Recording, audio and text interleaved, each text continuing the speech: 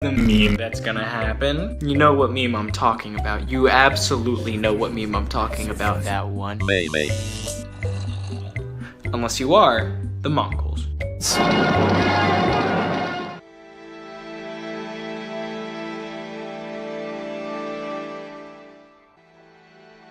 There are few themes of nomadic empires. When they come from the unity of the peoples themselves, like the Huns, Scythians, Sarmatians, Xiongnu, or they can come from the unity brought by a huge military advantage like the Proto-Indo-Europeans or the Comanches, or they can come from a great leader, like with the Mongols. But great is a little bit subjective now, isn't it? So, Mongols. They come from Mongolia, and this place is wild. Really, it's not very developed. It's hard to do that when it's super inland and has such extreme temperatures. This region, which doesn't really look like this in the 1200s, more like this, is high in elevation, dry, super cold in the winter, and super hot in the summer, with unpredictable rains and frosts, so not so good for agriculture. But extreme blizzards and droughts can kill off bunches of livestock just like that. So this area is definitely not one for many plants, but don't worry, grass has got this. So if you can farm animals that have tough digestive systems to eat grass, you're a nomad, yeah, we get it. Mongols. The Mongol people were a large group that lived on the eastern portion of the Eurasian steppe. They were decentralized and fought among each other and with the other steppe peoples, like the Turkic Uyghurs and Tatars. The Mongols grew sheep, cows, horses, camels, and goats, and would follow the normal cycles of transhumance peoples, probably sticking by rivers or ponds for water.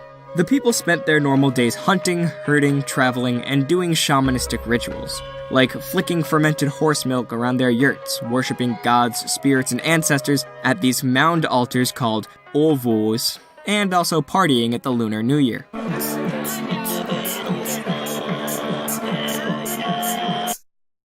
Mongolian horses, which were small, sturdy, and logistically easy to handle, were revered and thought sacred, so it's easy to see why this is a vibrant culture. People would learn and create epic oral poetry, just like those famous Greek bards did, and many kept large family trees that show their clan history. And then spicy boy Genghis Khan came along and really hit the reset button on Asia. It'd be kind of like, imagine if by 2039, North Macedonia retook the conquest of Alexander. It would be a little bit like that, I think. Big Chungus Khan was an extraordinarily bright and adaptive person. He defeated his old friend Jamaka to become the leader of the Mongol people, and thereby proved that meritocracy is better than inherited nobility. With united, highly organized army of steppe tribesmen sorted into ethnically diverse squads, the Mongols swarmed through most of Asia, as long as the loot was good and their strategies worked. The Mongols loved to fake a retreat, then turn around and shower arrows into their enemies. They also made extensive use of hostages, meat shields, biological warfare, and just swarming the enemy army out. Genghis and his army were crazy resourceful. Whenever Genghis Khan faced a new challenge, like walls, he adopted and experimented with whatever would work, like siege equipment and the environment. Although, experimenting with rivers is tricky business because sometimes you wash out the entirety of your own camp. Obviously, we can't say that the Mongols were invincible, but especially for the people at the time, it sure seemed like they were. The Mongols weren't some far-off threat. The people were terrified of them. Should they remain loyal to their local leader? Could they be protected from the horsemen? The short answer is probably not. And if you resisted the conquest, your home would be destroyed, your family killed, and your life ruined or ended. Yes, the Mongols were awesome. But think of the suffering that they caused. The atrocities that the Mongols committed were not unheard of at the time, but they were just on a much larger scale.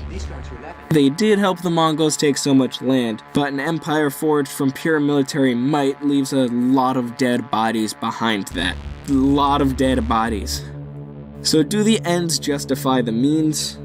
Well, what ends? The Mongol Empire connected the different parts of its territory, preserved law and order, and taxed goods. This means the overland routes of the Silk Road were back and better than ever, spreading goods, ideas, Marco Polos, and diseases between the West and the East. The Mongols also had a really good messenger system called the Yam. where outposts of horse riders were set up to go really fast. Mongol law, called the Yasa, was expanded to the territory of the empire. It aimed to establish obedience to the Great Khan, unity of the nomadic clans, and brutal punishment for wrongdoing. All of this was overseen by Genghis Khan himself, and his judges, though spicy Genghis Temujingus Jin Khan, wouldn't write it down, or even let anyone learn the Mongol language. As long as everyone behaved themselves, they were granted religious tolerance. There was also heavy record-keeping, royal advisors of many ethnic backgrounds, and unimaginable wealth flowing into the Mongol homeland. There was also the forced migration of engineers, scribes, and anyone else useful to the Mongols, and the killing off of any aristocracy that may have resisted them. But the empire fell for the oldest trick in the book. Never get involved in a land war in Asia. It got too big. Ruling such a vast and diverse area is hard. Really hard. So when they stopped conquering and Genghis Khan's grandsons had a few civil wars over who should rule the empire, it split into 4 sections between them. A guy named Kublai Khan won, and he got the best allotment, Mongolia and China. His dynasty worked as kind of the same highly centralized dynasty that the Chinese were used to, so of course they eventually became corrupt and were overthrown by the Ming. Those in the Golden Horde settled down into its territory and ran their empires as overlords, where the local rich boys had some power, but the Mongols played them off each other and always changed their alliances to keep them weak, until the local princes became Russia. So, check off that one. The Chagatai Khanate is mostly pastoral grasslands, so not much happening here, except for infighting and more civil wars. The Ilkhanate, easily my least favorite one just because of its stupid name, picked up Persia's administrative practices, but with the Mongols on top now. They eventually integrated into Persian society, allied with France to fight the Mamluks in Egypt, and disintegrated after a succession crisis. Of course, the Mongols aren't the only interesting nomadic group out there. They just happen to be the largest. And there are so many other nomadic groups I could tell you about, like the Comanche in America, who would plant for part of the year and nomadically hunt for the rest, until they got Spanish horses. Then they came to dominate the plains through trading and raiding with both Europeans and other natives. Of course, this power doesn't last very long when the United States' destiny is manifested through the Great Plains and into Mexico. Yikes. Or the Sami reindeer herders who raise reindeer, and that is so... Or how about the Proto-Indo-Europeans? Classic. The nomadic group from the Ukrainish land that first domesticated horses and used them to take over, like, a lot of places. Or the Bedouins, who raid each other, but in a well-regulated and honorific fashion, which I don't know what that means. Not one source could tell me. If any of you are Bedouin, hit me up. The most famous fictional nomads are George R.R. Martinez's Dothraki. In my opinion, the Dothraki are, pretty vanilla nomad warrior society. Nothing Dothraki really deviates from what goes on in the real world. It's just kinda cranked up to 11.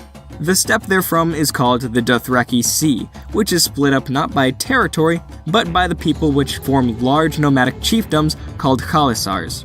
These groups seek pasture for their horses and to make a sizable living raiding surrounding powers.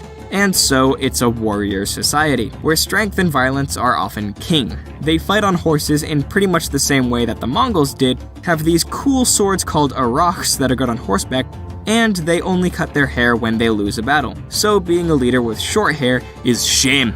Their culture is very horse-oriented, because of how important horses are to their lives. This permeates their religion, language, iconography, and all that. And there's only one real city, Vaisdothraki, which is a hub of trading between the Khalasars and outsiders. The Dothraki are pretty awesome, until they charge into battle without any real tactics, losing instantly, even when you have magic swords.